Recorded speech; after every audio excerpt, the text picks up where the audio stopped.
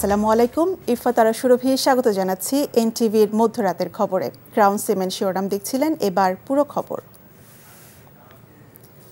BNP chairperson Begum Khaleda Zia চিকিৎসা গ্রহণ করতে পারছেন বলে জানিয়েছেন তার ব্যক্তিগত চিকিৎসক ও দলের স্থায়ী কমিটির সদস্য ডক্টর AZM জাহিদ হোসেন। মঙ্গলবার সকালে রাজধানীর বসুন্ধরা এভারকেয়ার হাসপাতালের সামনে আয়োজিত সংবাদ সম্মেলনে একথা জানান তিনি। এদিকে চিকিৎসার খোঁজ নিতে হাসপাতালে আসেন সেনা, নৌ ও বিমান বাহিনীর প্রধানরা। রিপোর্ট করছেন ফাহাদ মোহাম্মদ। উদ্বেগ আর উৎকণ্ঠা নিয়ে রাজধানীর এভারকেয়ার হাসপাতালের করোনারি কেয়ার ইউনিটে 5 দিন ধরে চিকিৎসাধীন সাবেক প্রধানমন্ত্রী ও বিএনপি চেয়ারপারসন বেগম খালেদা জিয়া।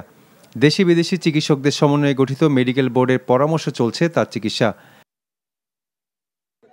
বেগম খালেদা জিয়ার শারীরিক অবস্থার সর্বশেষ তথ্য জানাতে হাসপাতালের সামনে ব্রিফিং করেন বেগম জিয়ার ব্যক্তিগত চিকিৎসক ও দলের স্থায়ী কমিটির সদস্য ডাক্তার AZM জাহিদ হোসেন।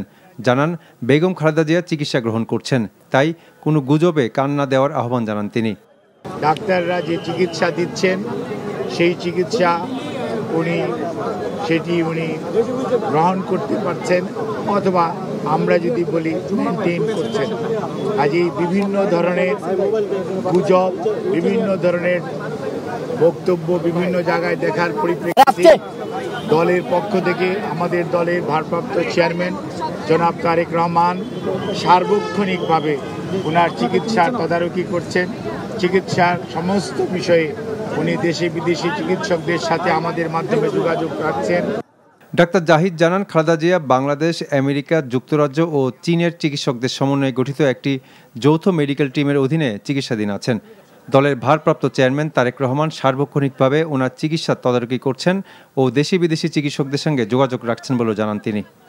আজকেও ইউকে থেকে ওনাকে দেখার জন্য বিশেষজ্ঞ আসবেন এবং ওনারা দেখবেন। দেখার পরবর্তীতে ওনাকে যদি ট্রান্সফারেবল হয়, আমাদের যদি ট্রান্সফার করার প্রয়োজন পড়ে মেডিকেল বোর্ড মনে করে, তখনই ওনাকে সেই যথাযথ ওনাকে চিকিৎসার জন্য দেশের বাইরে নিয়ে যাওয়া হবে। আমাদের সকল প্রস্তুতি আছে, কিন্তু সর্বোচ্চটা মনে রাখতে হবে যে রোগীর বর্তমান অবস্থা এবং সর্বোপরি মেডিকেল বোর্ডের পরামর্শের বাইরে কোনো কিছু করার সুযোগ এই মুহূর্তে আমাদের নেই।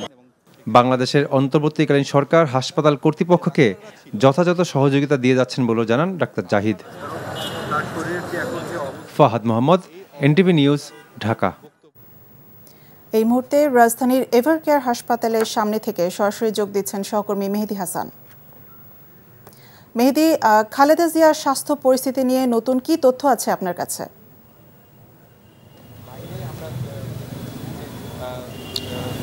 নতুন আসলে তথ্য নেই, কারণ তিনি চিকিৎসা নিচ্ছেন এবং মূলত তার সেরে ওঠার বিষয়টি পুরোটাই নির্ভর করছে চিকিৎসক।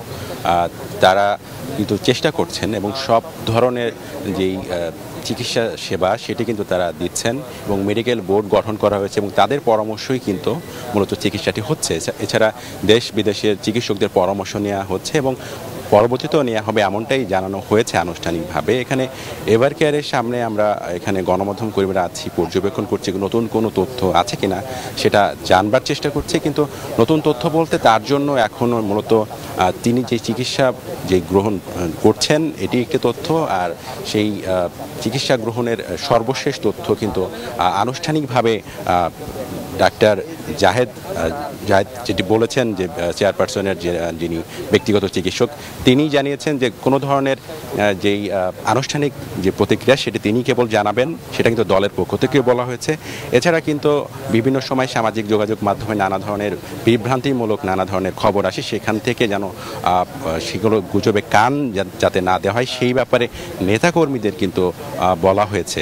যদিও এখানে উৎসুক নেতাকর্মী কিন্তু অনেকেই এসেছেন এভারকেয়ারে হসপিটালের সামনে, যদিও এখানে নিরাপত্তা বাড়ানো হয়েছে ভিভিআইপি নিরাপত্তা দেওয়ার কারণে, তারপরও কিন্তু এখানে উৎসুক জনতা এসেছেন। তাদের সাথে আমি কথা বলেছি যে তারা কেন আসছেন এই মধ্যরাতে।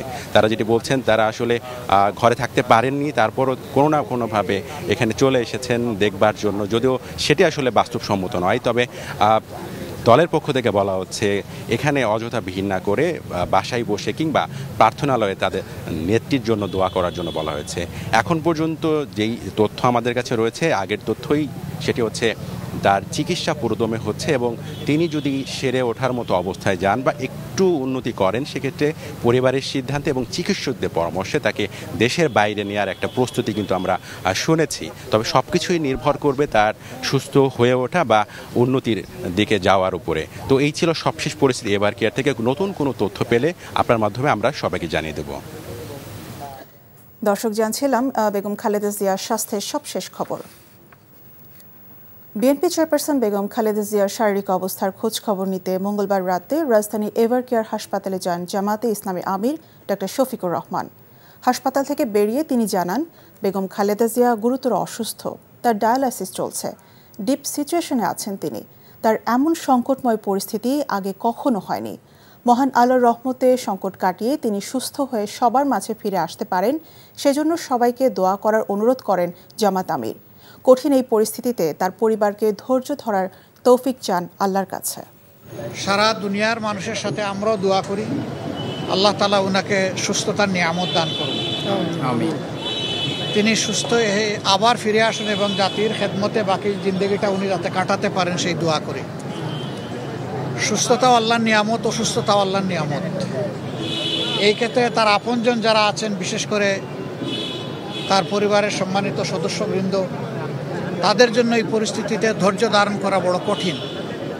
আমরা আল্লাহ তাআলার দরবারে দোয়া করি তারা যেন ধৈর্যের সাথে এই পরিস্থিতি মোকাবেলা করতে পারেন এবং আল্লাহর উপর তারাও যেন পূর্ণ ভরসা করতে পারেন। রাষ্ট্রীয় অতিথি ভবন যমুনায় উপদেষ্টা পরিষদের বিশেষ সভা অনুষ্ঠিত হয়েছে। এতে সভাপতিত্ব করেন প্রধান উপদেষ্টা ডক্টর মোহাম্মদ ইউনূস। মঙ্গলবার সকালে সভায় সাবেক প্রধানমন্ত্রী ও বিএনপি চেয়ারপারসন বেগম খালেদা জিয়ার দ্রুত রোগ মুক্তি কামনা করে বিশেষ দোয়া অনুষ্ঠিত হয়েছে বলে জানান পরিকল্পনা উপদেষ্টা ওয়াহিদ উদ্দিন মাহমুদ। সভা শেষে সংবাদ সম্মেলনে তিনি বলেন, বেগম খালেদা জিয়ার বর্তমান শারীরিক অবস্থা বিবেচনায় হাসপাতালে তার নির্বিঘ্ন চিকিৎসার ব্যবস্থা নিশ্চিত করা হয়েছে। প্রয়োজনে বিদেশে চিকিৎসার ব্যাপারে সহযোগিতা করা হবে।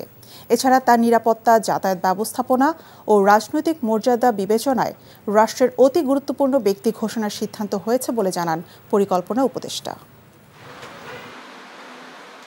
তিনবারের সাবেক প্রধানমন্ত্রী বেগম খালেদা জিয়ার আশু রোগ মুক্তি কামনা করে দোয়া ও প্রার্থনা করা হয়।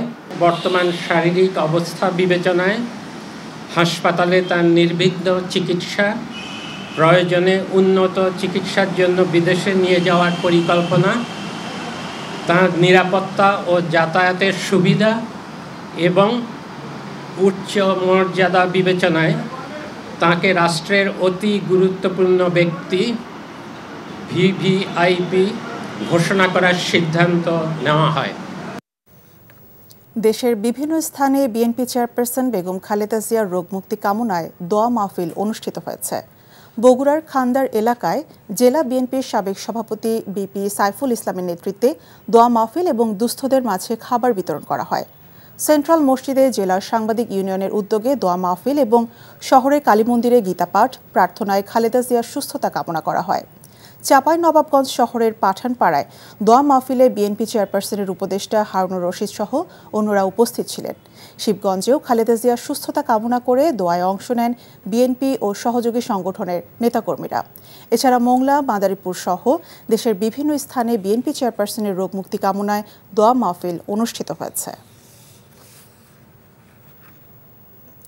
বিএনপি চেয়ারপারসন বেগম খালেদা জিয়ার শারীরিক অবস্থা অপরিবর্তিত থাকলে তারেক রহমান শিগগিরই দেশে ফিরবেন বলে জানিয়েছেন দলটির মহাসচিব মির্জা ফখরুল ইসলাম আলমগীর।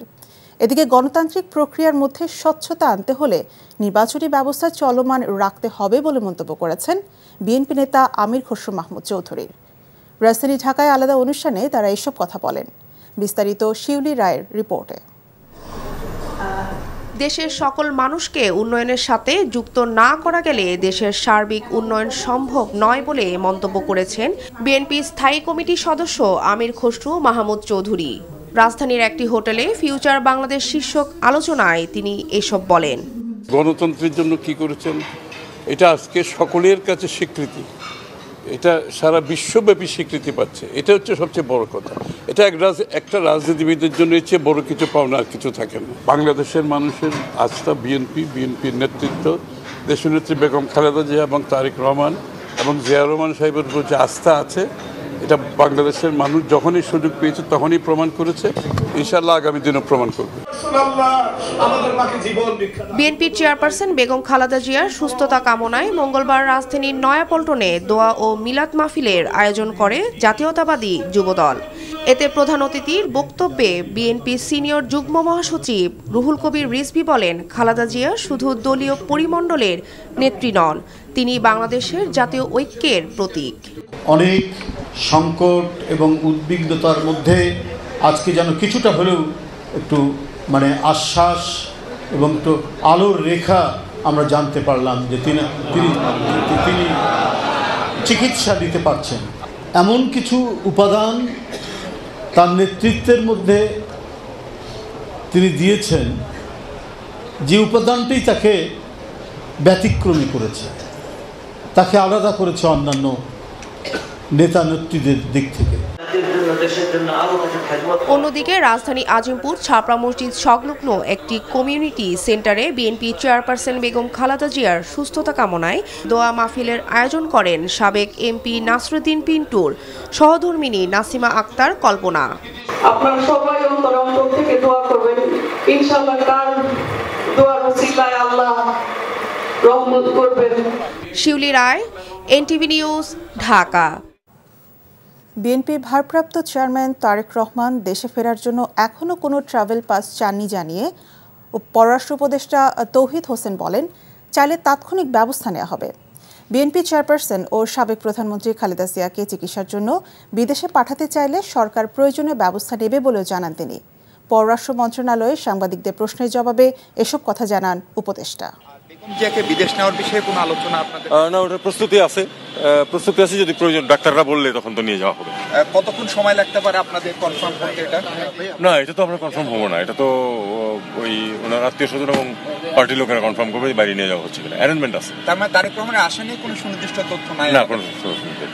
Thank you. দেশে কারো কোনো নিরাপত্তা ঝুঁকি নেই জানিয়ে স্বরাষ্ট্র উপদেষ্টা জাহাঙ্গীর আলম চৌধুরী বলেছেন, যার যার স্ট্যাটাস অনুযায়ী সরকার নিরাপত্তা নিশ্চিত করবে। আইনশৃঙ্খলা সংক্রান্ত কোর কমিটির সভা শেষে সাংবাদিকদের প্রশ্নের জবাবে তিনি এসব কথা বলেন। এর আগে স্বরাষ্ট্র মন্ত্রণালয়ে অনুষ্ঠিত এক বৈঠকে তিনি আইনশৃঙ্খলা বাহিনীর প্রধানরা অংশ নেন।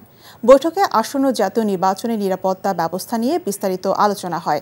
এছাড়া মাদক নিয়ন্ত্রণ, লুট হওয়া অস্ত্র উদ্ধার কার্যক্রম এবং সীমান্ত ব্যবস্থাপনা নিয়েও বেশ কিছু সিদ্ধান্ত নেওয়া হয়। নির্বাচনকে সামনে রেখে সীমান্ত দিয়ে যেন কোনো প্রকার সন্ত্রাসী দেশে প্রবেশ করতে না পারে, সেজন্য বিজিবিকে সতর্ক থাকার নির্দেশ দেওয়া হয় বৈঠক থেকে। বাংলাদেশে কারো কোনো নিরাপত্তার কোনো শঙ্কা নেই। স্বরাষ্ট্র মন্ত্রণালয় সবার জন্য প্রস্তুত আছে এবং স্পেশালি যাদের জন্য দরকার তাদের জন্য স্পেশাল যেটা দেওয়ার দরকার ওইটার জন্য আমরা প্রস্তুত আছি। সবার একটা স্ট্যাটাস তো থাকে, ওইরকম একটা। কুমিল্লায় নিজ নির্বাচনী এলাকার পদযাত্রা ও গণসংযোগ করেছেন এনসিপির দক্ষিণ অঞ্চলের মুখ্য সমন্বয়ক হাসনাত আব্দুল্লাহ। মঙ্গলবার সকাল থেকে তিনি গণসংযোগ কার্যক্রম শুরু করেন। এ সময় তিনি দেবিদ্বার উপজেলার ভানি ইউনিয়নের সূর্যপুর গ্রামে শহীদ কাদির হোসেন সোহাগের কবর জিয়ারত করেন এবং তার পরিবারের সঙ্গে সাক্ষাৎ করেন।